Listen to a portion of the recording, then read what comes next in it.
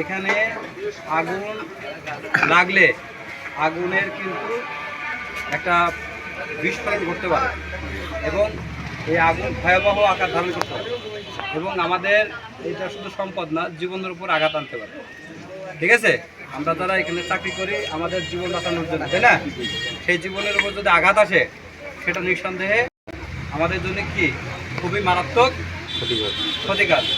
এই জন্যই আমাদের ফ্যাক্টরিতে চাকরি করতে গেলে আমাদের মিনিমাম যে অগ্নি নির্বাপনের যে জ্ঞান সেটা আমাদের থাকতে হবে। অগ্নি সচেতন সম্পর্কে আমাদের মানে অগ্নি নির্বাপন সম্পর্কে সচেতন থাকতে হবে এবং এই প্রশিক্ষণ আমাদের থাকতে হবে।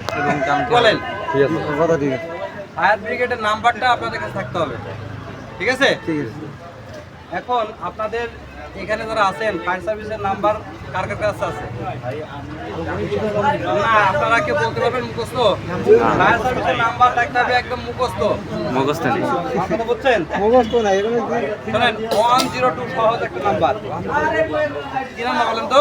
102। হ্যাঁ, এছাড়া 999, এছাড়া কেরানীগঞ্জ যে ফায়ার স্টেশন আছে এটার একটা মোবাইল নাম্বার আছে 01901 020810। ঠিক আছে, 01901 020810। আগুন যে কোনো জায়গায় আগুন লাগলে আমরা যে জিনিসটা করি সেটা হলো আমাদের আগে সবাইকে নিরাপদে বের হইতে হবে, কারণ কেউ যাতে মারা না যায়। কথা বলছেন? এই জন্যই একাধিক দরজা থাকতে হবে যাতে মানুষ সহজে বের হয়ে যেতে পারে। বুঝছেন? হুস পাইপ থাকতে হবে যাতে সহজে বাড়িতে আগুন নির্বাপন করা যায়। ঠিক আছে, ফ্যাক্টরির আপনার সিগন্যাল সিস্টেম থাকতে হবে, মাইক থাকতে হবে।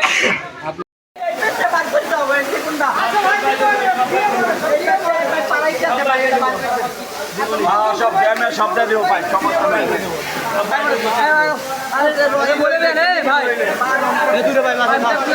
সব পাই দিব সব।